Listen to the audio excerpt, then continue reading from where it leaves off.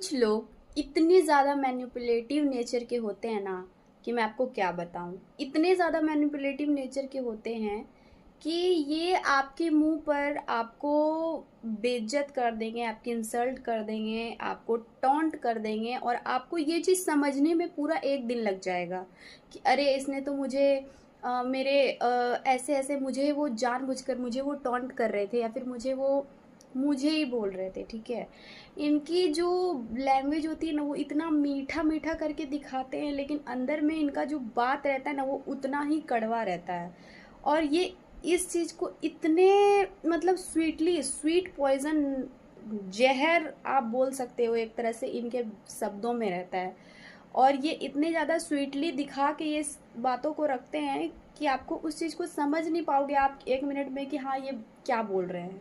और ये इंसान इतने ज़्यादा नेगेटिव होते हैं कि अगर आप सुबह इनसे बात कर लो तो आपको लगेगा कि पूरा दिन आपका उनकी बातों को ध्यान माइंड में ट्रिगर करेगा, उनकी बातें कि उन्होंने मुझे ऐसा कैसे बोल दिया।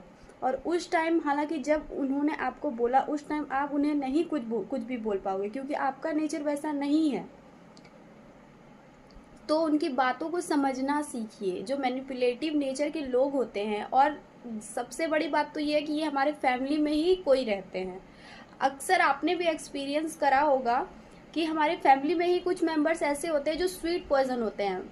मुंह पे राम बगल पे छुरी, ये वैसे ही लोग होते हैं। ये आपके मुंह पे ही आपको टॉन्ट कर देंगे, आपको कहते हैं ना, आपको ऐसा ऐसा इंसल्ट कर देंगे कि आपको उस चीज़ को समझने में एक दिन लग जाएगा।